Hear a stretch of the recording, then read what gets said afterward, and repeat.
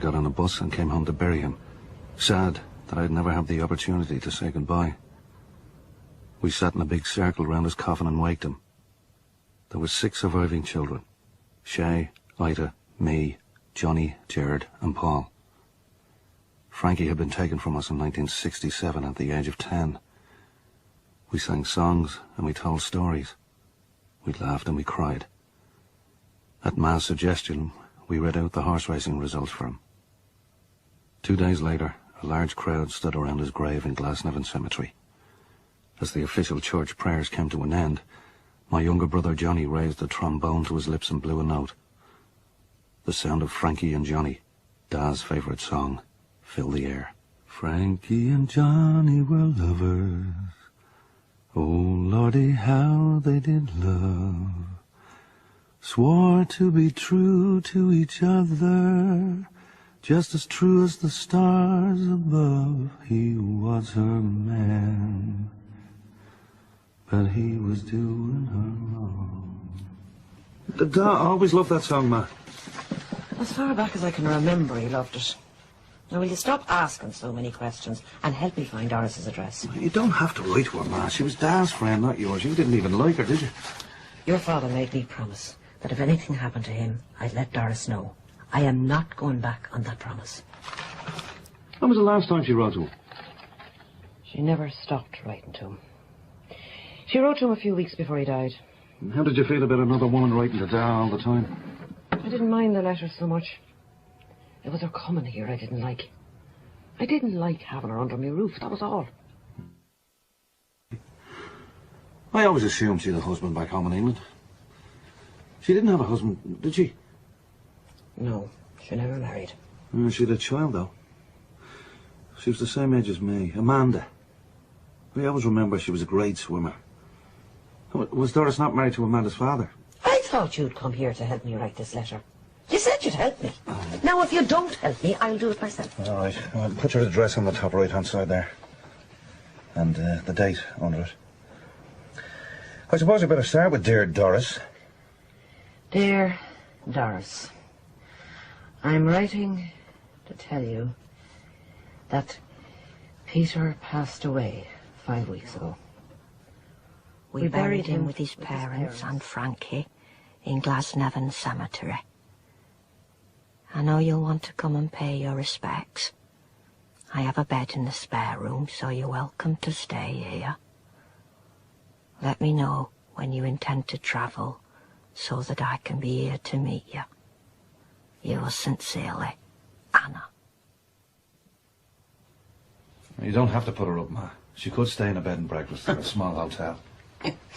She'd look well now, knocking on doors in Gardner Street or Mountjoy Square looking for a bed. What if she got mugged? I couldn't live with that in my conscience. No way. Your father'd never forgive me. That'll be her now. How did you get to the cemetery? Did you take a taxi? No, I walked. You walked? That must be 5 miles. How did you know the way? Peter showed me. Time Frankie died. Peter met me off the boat and walked me to the cemetery, along the river and up past the college where the priests do their study. Then he took me left and right and pointed out Mountjoy Jail. It's only a stone's throw from there to the cemetery. I retraced my steps this morning, and I remembered it like it were yesterday. The Brian Boru pub is still there. I was going to put my head into it for old time's sake, but I didn't in the end. I had my 47 roses. I brought them over, all the way from Blackburn, and I wanted to put them on the grave, just like I promised Peter I would. What do you mean? Peter asked me to put red and white roses on his grave. He asked you to do it? Yes. He asked, and I promised. So, you put 47 red and white roses on his grave this morning? I tidied up the grave, too. It were a bit of a mess. You didn't need to do that. I can look after his grave. Peter was my husband, after all. Well, you know the way it gets in winter time with the rain and the leaves and all the dirt. I looked after Peter when he was alive, and I'll do the same with his grave now that he's dead. And I'll give you any help I can, Anna. That is quite all right, Doris. And when I want your help, I'll ask for it. Oh. Would you like a hot sup of tea? Oh, no, thank you. I think I'll go up and lie down for a little while. I'm tired after all that walking.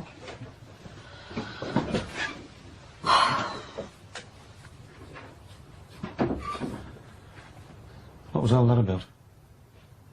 You don't want to know. I do want to know. And what's with the red and white roses? And why 47? That seems strange. Nothing seems strange to me anymore. Why 47? Because it has been for 47 years, son. What's been going on? You're talking about an affair between Doris and Dad. Is that what's been going on for 47 years? Ma, tell me, Ma. Why have you let her back into your house if you knew what was going on? I thought things would be different now. I thought things might have changed with Peter's death. Looks like I was wrong. Wasn't no end to it, Peter. No end at all. It's all right. It's all right. It was a very upsetting encounter, but it was also very compelling.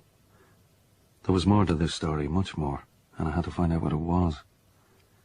2 months after Doris's visit to Dad's grave, I went over to England to see her. She met me at the train station and walked me to her house on Victoria Street. The first thing I noticed were the 2 radios sitting side by side on the cabinet. What do you need, Sue? Well, this is my Dublin radio here. I have it tuned to RTE. My other radio is tuned to BBC. And why can't you just do it all in the one? I'd be afraid I might lose it and never get it back. I'd be lost if I didn't have Dublin. It were Peter tuned it in for me, you know. All those lovely Irish voices. I've heard Shay on it talking about his films. But you sound more like your father. You have his voice and you have his name. He told me it was Padder in Irish. Is that right? Oh, you have a good memory. I remember most of what your father told me. You were a very good talker and a good listener too. That's why I fell in love with him. Did you really love me, Dad? Yes, I loved him very much. From the first moment I saw him, in fact. I thought we'd get married. I was sure we would. We were made for each other. It was obvious, right from the start. Well, how could you marry him when he was married already? He wasn't married when I met him. Not the first time. When was that? It was the summer of 1947. He was a single man then. How'd you meet him? I booked into a holiday camp in Skerries. Red Island it were called. I was in love with Ireland from listening to Count John McCormick on the radio. My parents thought I were mad. What's wrong with Pontins? They said. But I was 23 and could do what I want. I went to Ireland on my own, under strict instructions not to engage any male persons in conversation. So, why did you talk to me, Dad? Well, I was standing in line to buy my train ticket, and I thought the man in the ticket booth looked just like Count John McCormick. I'd never seen him, but Peter was just how I pictured him. All round, full face, with red cheeks and black hair parted on the left, no grease. He looked Irish and friendly to me. But how did you get into conversation with him? He offered to help me with my suitcases, but I wasn't falling for that. Then he kept mentioning my accent, saying how lovely it was, calling me exotic. He gave me a return ticket for the price of a single and said my boyfriend were a very lucky man, and I walked off. I can't believe he let you walk away that easily. Well, he insisted on carrying my cases and kept me company until the train left. He was so romantic. He sang me, "I'll take you home again, Kathleen." So, gave him my address and invited him to come to the dance at Red Island on Saturday night. And did he show up at the dance? Yes, but I missed him. He'd won some money on the horses and stayed drinking with his pals in town. By the time he came out on the late train, I'd gone back to my chalet. I should have stayed and met Peter. It were a tragic mistake. And I'm still paying for it. And how did you find this out? He wrote to me in Blackburn and told me the whole story of that night. You were a wonderful letter writer, your dad. I wrote back to him at home, but he never replied. I wrote 2 or 3 times and received nothing back. I even wrote to him care of the train station, but by that time he'd been transferred to Dundalk. You must have been very disappointed. Well, no, luckily they sent on me letter, and he received it. It turned out he hadn't received any of my letters sent to his home. I got a reply from Dundalk, and he told me all about the town and the racetrack, and how he'd won some money, but he said naught about Anna. Never mentioned her in his letters, not even once. I booked again for Red Island the following year. I wrote to Peter giving him my travel details, and he wrote and asked me to meet him at Madigan's Goalpost, a pub in North Earl Street. What happened? He was sitting in the bar with a man whose name was Todd. Then a woman joined us, and Todd made the introductions. I asked if she was Todd's girlfriend, but no, Todd said Anna was Peter's wife. I thought it were a joke at first, and I said, "You're not married to Peter, you can't be." She replied deadly serious, "Peter's my husband and I am his wife." How awful for you. You must have been devastated. Peter suggested the 4 of us could go dancing. Todd thought it was a great idea, and I realised why they'd brought him along. Anna excused herself for the toilet, and I had my chance to talk to Peter alone. How did he explain what had happened? He was very, very sorry for the awful mess, and said he'd made the worst mistake of his life. Said he couldn't have married me because he was a Catholic, and I was Protestant. He even said his dad was old IRA. No, well, that's true. He was out fighting in 1916. I said you can ignore everything for love. He couldn't argue with that. He just said he didn't want to lose me. And that was all he said? Yes. And then Anna came back from the toilet. As I watched, I suddenly noticed from the way she walked she was pregnant. Peter's baby, and she was glowing with it. Her happiness was my despair, and Peter looked like a man with his foot in a snare. He'd made the worst mistake of his life, and now he had to live with it. Do you think Anna was pregnant, and that's why you married? I don't know. Oh, it's an explanation. You must be feeling hungry after all this talking. Let me make you some lunch. I won't be a tick. You'll be surprised by what I've got for you to eat.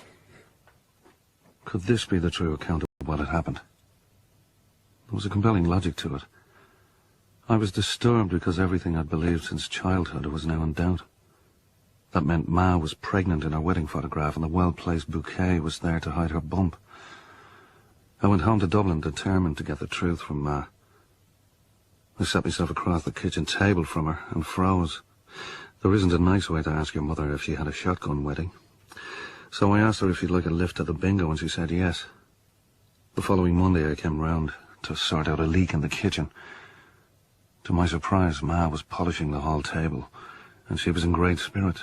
To see the holy ground once more. Fine girl you are. You're in great form. You must have backed a few winners, did you? You'll never believe the news I'm after getting.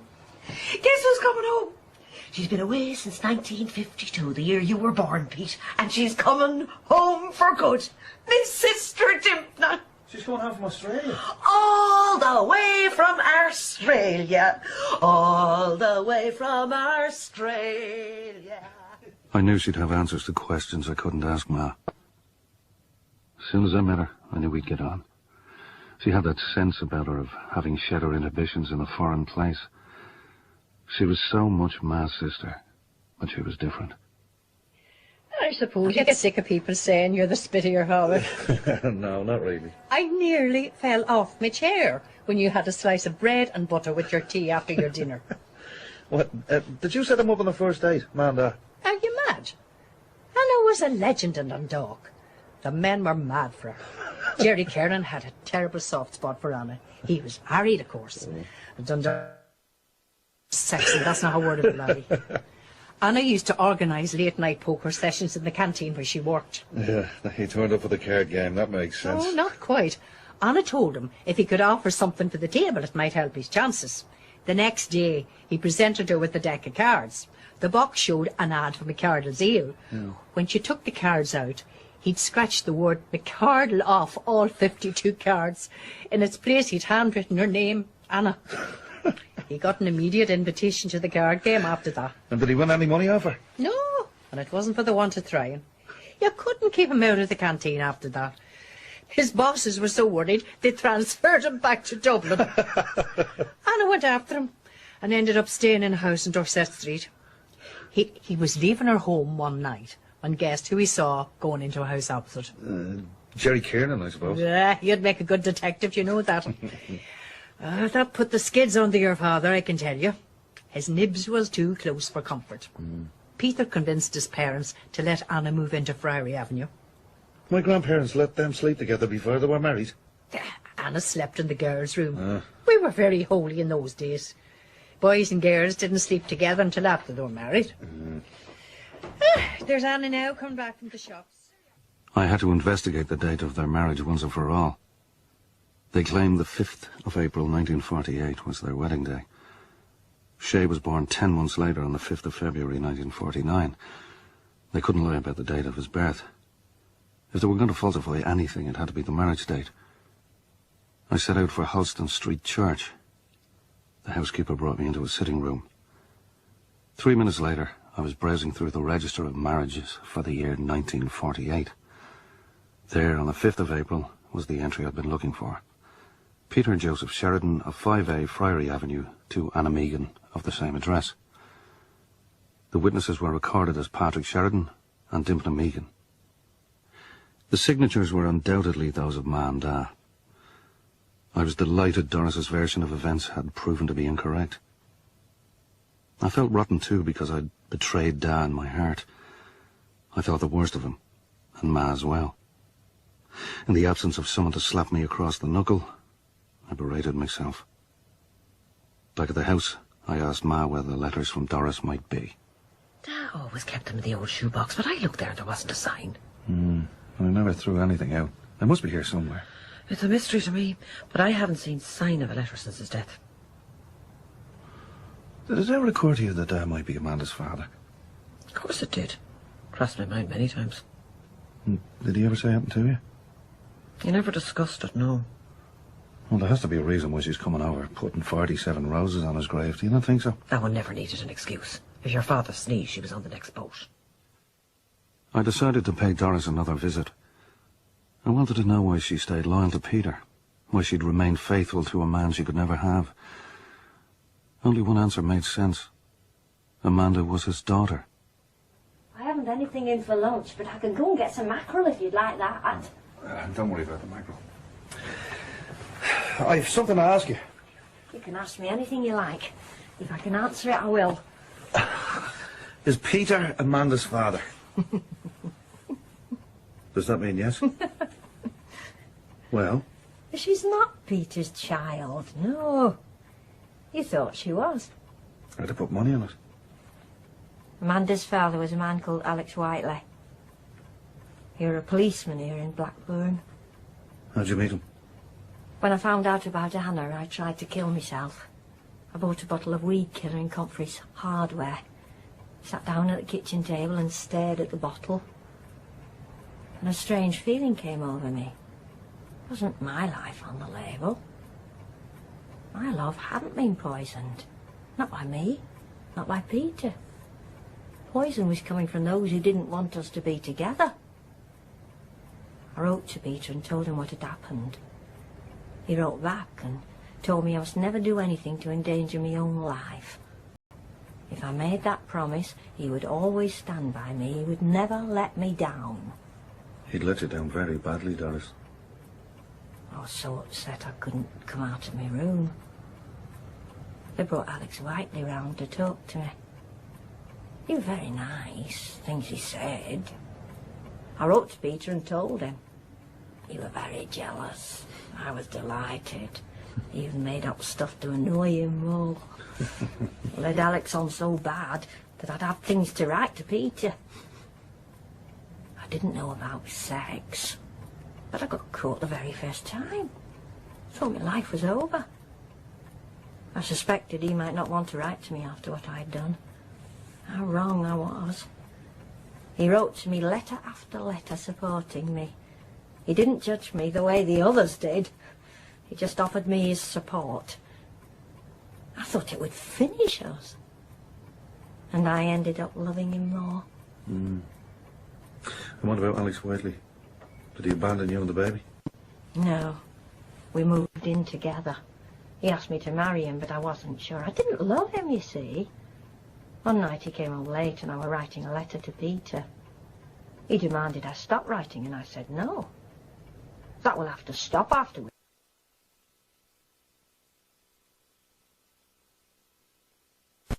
After they're married, he said.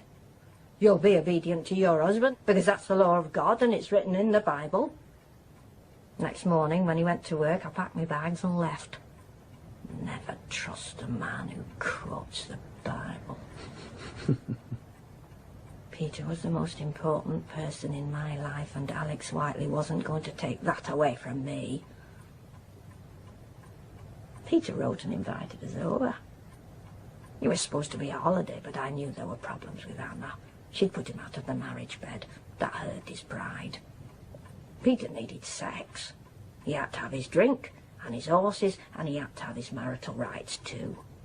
When Anna put him out of the bed, he turned to me. Did you have a sexual relationship with Peter? Did you ever sleep with him?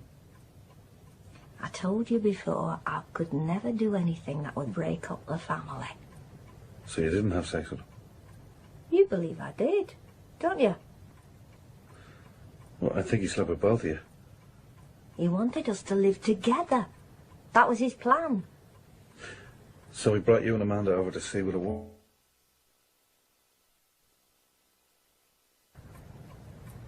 You're not going to confirm or deny that, are you?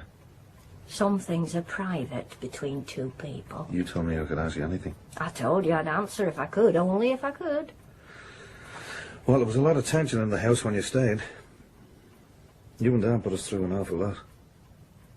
I just hope it was worth it, that's all. I slept in the room beside the bathroom. It was Ida's old room, I remember. She went upstairs and shared the top room with Amanda. Peter told me not to lock the door. Did you? Did you lock it? My bedroom door was never locked where Peter was concerned. Did you never try for a baby? No, because I didn't think that was fair on Anna. Catholics marry for life, I knew that. I had to respect Peter's religion. Couldn't do anything that would make him hate himself. I wanted to share him with Anna, that was all. That was what Peter wanted, and that was a price I was prepared to pay. I have some good news, Ma. Good news. That's always a welcome commodity. Dad is not Amanda's father. It's a man called Alex Whiteley. He's a policeman. How'd you find out all this? I went over to see Doris. Spent the day with her. She told me the whole story. You be careful what you believe, Pete. What do you mean, Ma? She's not a bad person. But there's badness in her, if you know what I mean. What, you think she could be lying? I don't think she lives in the same world as you and me. What, you think she's making it all up? No. I think she believes it. But it's not necessarily the truth. And how did you feel about Dad having an affair with her? He never admitted that. I suspected him. Of course I did.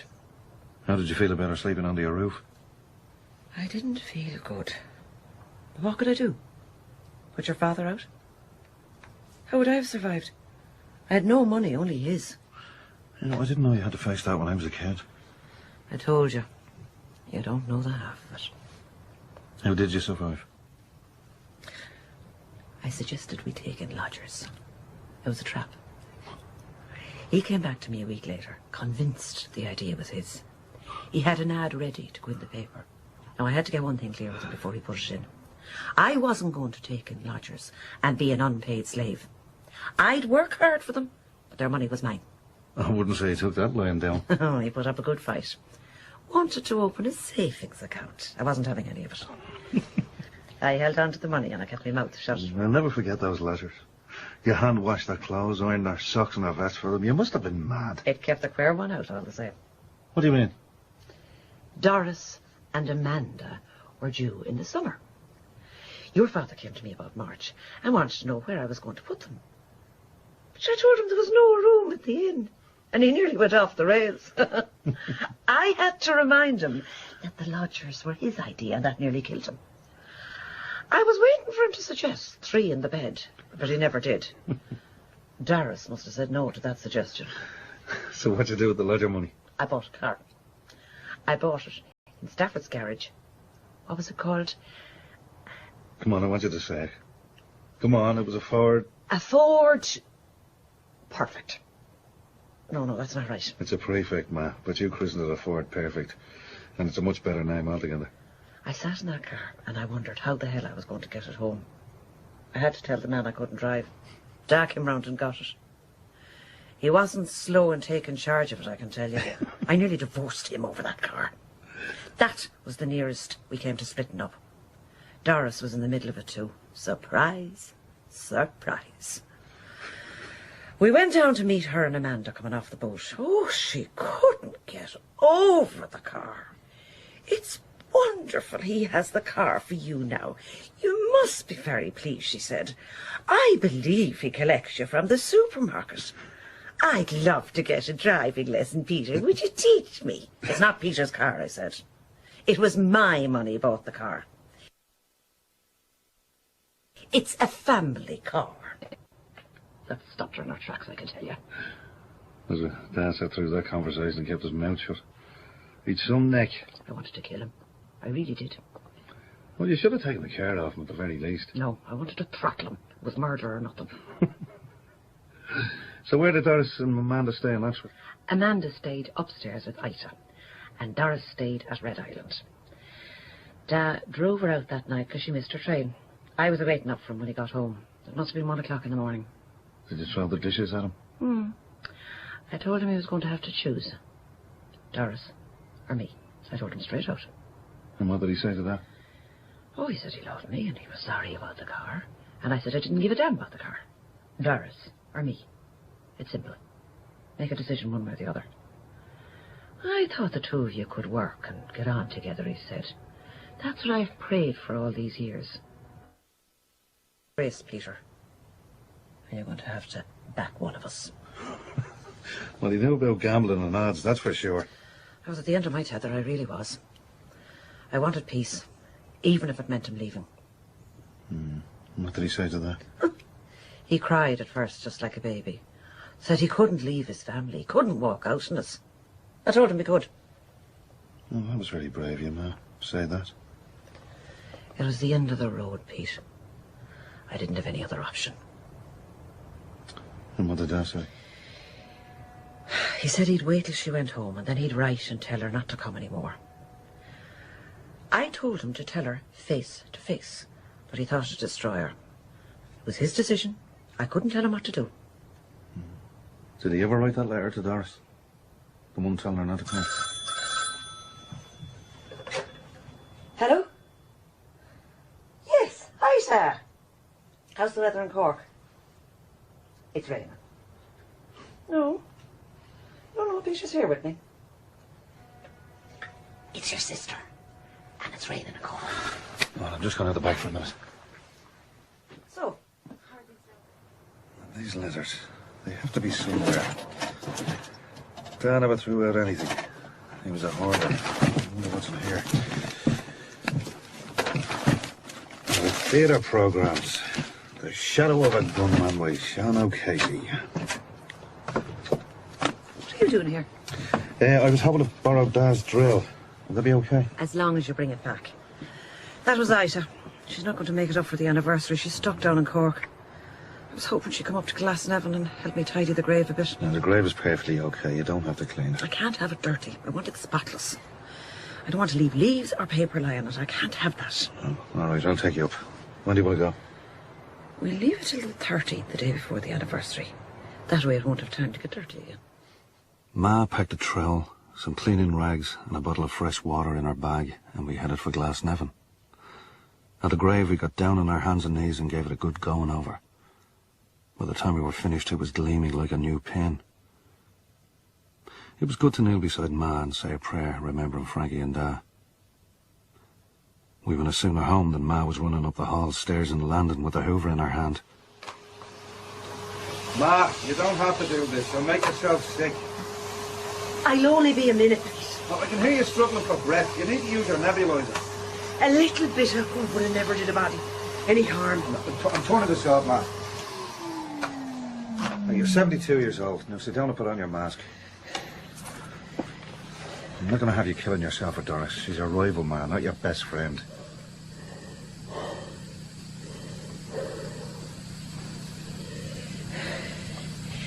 She's coming over to pay her respects to your father.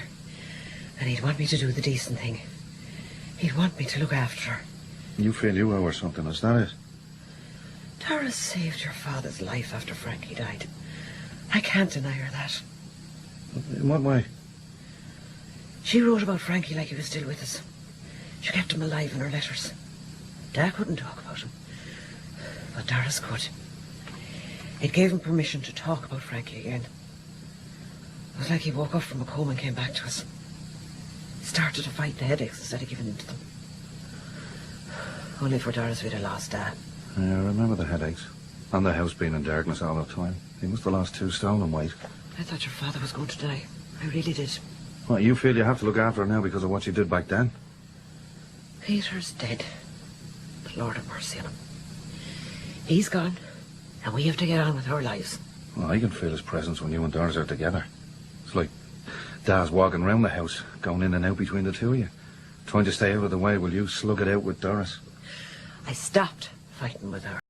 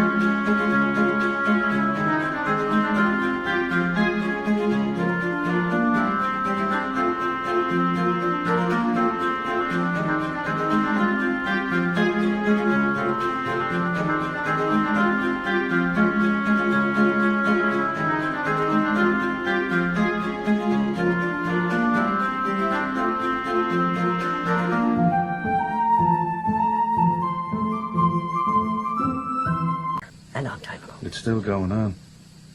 She comes over for the anniversary every year, and I know it upsets you. You know, you're not a saint, Ma. It's okay for you to feel angry, and it's okay for you to say it. It's not good for you to keep it all bottled up. You must feel angry towards Dad. Do you? I feel like digging him up out of the ground and punching him in the chest. That's how I feel. Yeah, I'm going to make a suggestion. Don't be here for Doris. Go away. Go down to Cork for a few days and stay with Ida. Do you think I could do that? Well, you don't have to be here. I'll look after her and make sure she's all right. I was surprised you suggested Wynn's Hotel. Why did that surprise you? Well, Peter brought me here. We've been to pictures and he brought me here for a drink. I think he thought it was posh. Was Anna with you? No, they were fighting at the time. I don't know what it were over. It might have been about money. It was you they were fighting over. Most of the rows were about you. Anna were very jealous of me. She didn't like me being alone with Peter. I couldn't understand that because she had him all the time. I told her I would never do anything to break up the family, but I don't think she was listening. When did Peter tell you to stop coming? That was the worst day of my life, when Peter said not to come. It were after Frankie died, and I don't think he were himself. Couldn't believe it when I saw him. He'd aged 20 years.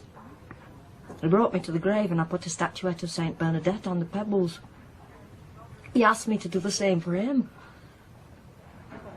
I said it would have to be flowers, and he said roses. Red and white roses. I promised I would, and I never break a promise. Never. And was the red and white because of Manchester United? I suppose it were. He always loved Manchester. Was it at the grave he told you not to come? Yes. I don't think you should come to Dublin anymore. That's how he put it. Thought he were joking at first. Then I thought he might have been threatened by the IRA. He said it had nothing to do with that. I knew then it was Anna. He denied it, but I knew better. And why couldn't it have been his decision? He loved me. Why would he want to throw that away? I begged him to come to England with me. I knew he'd be happy there, and I didn't want him to die. He said he couldn't, but I knew it were Anna talking. I think it was Peter talking. She tricked him before, and she were doing it again. You believe she was pregnant getting married? Yes, I do. Well, maybe all right. If that's what you believe, that's what you believe. Who am I to tell you wrong? Peter ripped me heart out when he told me not to come again. He promised me we'd be together, and I believed him. I still do. Did he leave you on your own in the graveyard? No. He brought me to North Wall and put me on boat. I went home to an empty house and an empty country. Turned me back on the only man I ever loved, and I did it because I loved him. He chose his family, Doris. There was no way he could abandon Dublin for a life in England. There are things he said to me that are private. Things I'll never disclose. He believed that Anna would die before him, and we'd be together after that. And he wrote that in the letter? Yes, he did. I'd love to see that correspondence. You never will. We made a pact to destroy the letters. He wrote to me in October and told me the time had come. I was to put the letters in a pile and burn them. I did it in Blackburn and Peter did it in Dublin. You burnt the correspondence? Yes. But there was 50 years of your life in that correspondence. How did you destroy it? Once Peter asked me, it weren't hard at all. He was afraid you or Shay would get your hands on them. I knew them by heart, so it didn't matter. No one could take them away from me. You destroyed the letters and he's gone. I think that's sad. Well, I won't see him in this life, but we'll be together in the next. Well, how do you know that? It was the last letter he wrote before he died. He asked me to be with him in the next life. I wrote back and promised I would. And what if Anna gets there before you? My luck has to change sometime. Can't lose out all the time. God can't be that cruel, can he? Maybe not. Maybe you're right. Come on, I'll take you home. You can have a nap before your journey tonight. I took her home, but she wouldn't lie down. She was determined not to sleep through a minute of her time in Irish soil.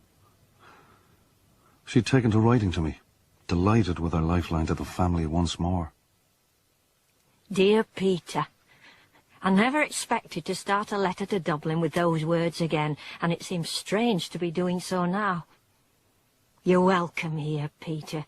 My home is yours, and remember, Peter, you have a bed waiting for you if you need to stay over. I don't want you throwing your hard-earned money away on expensive hotels. Do you hear me, Peter? You're such a spendthrift. I'll kill you. That's what I'll do. Are you listening, Peter? I won't kill you. I could never kill you, Peter. Never. Never kill you. It was hard not to be humbled by her devotion to my father. It was painful, too. Painful to be in her company and feel the depth of her loss. She was an open wound, venting her anger at Anna when she should have been angry at Peter. There was no way she could heal the past until she came to that recognition. The tragedy was, she never would. When Ma returned from Cork, I told her about the letters. Well, I'm going to tell you. That makes sense. I came home here one afternoon, and Dad was out the back, and there were smuts all over the garden. I asked him what he was doing. He said he was burning garden rubbish, but it didn't look like garden rubbish. It looked like papers. So the queer one could be right. Do you know something, Ma? I think she comes here because she wants to die. She walks the 5 miles to Glasnevin Cemetery in the home.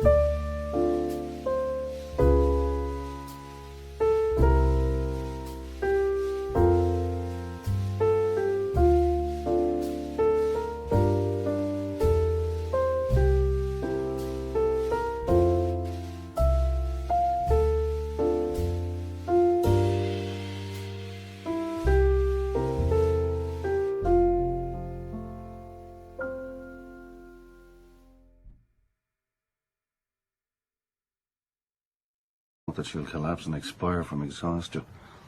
I'm convinced of it. Why would you want to do that? To be with Da in heaven. That's very morbid.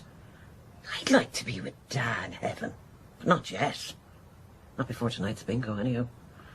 The snowball is worth 600.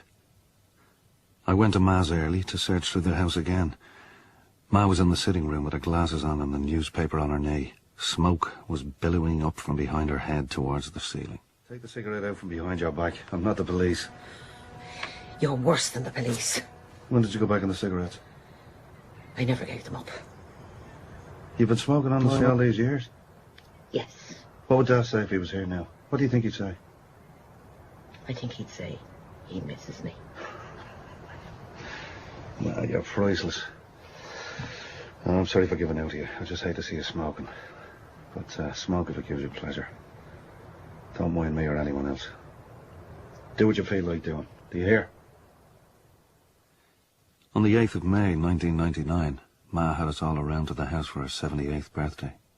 It was a Saturday. On the Monday morning, she went into the hospital for some tests.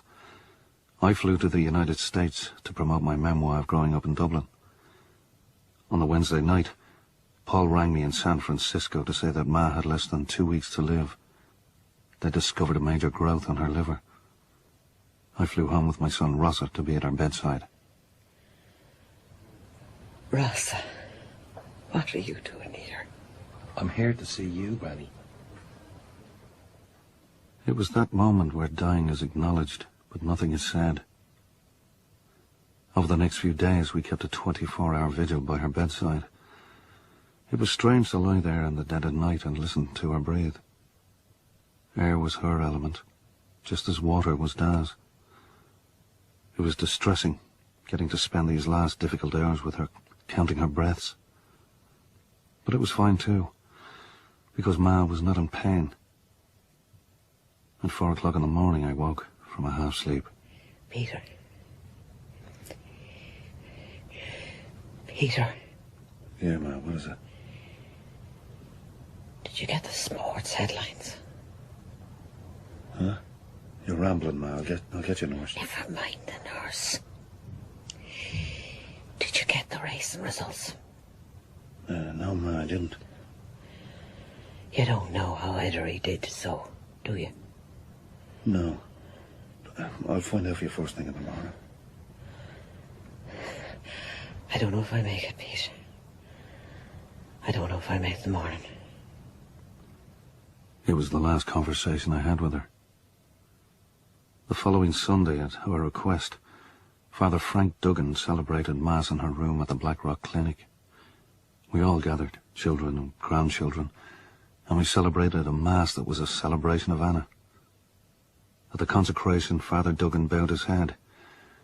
In the silence, Ma drew a large breath and held onto it. She held it for a long, long time, and then slowly let it go, and her head dropped. Shay reached out and took her hand in his.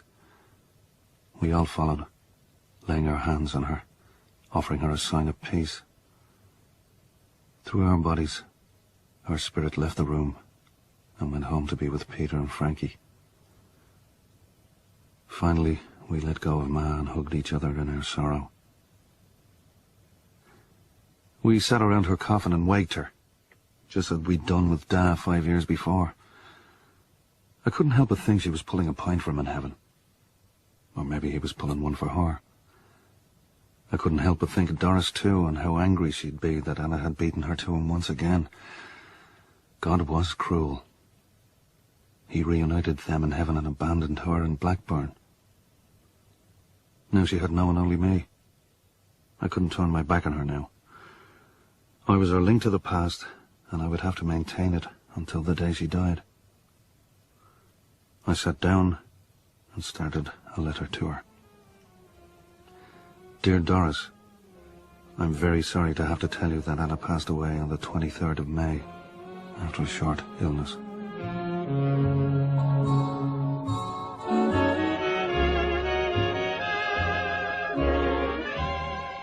In 47 Roses, Peter was played by Liam Cunningham, Anna by Maria McDermott Rowe, Doris by Angela Pleasance, and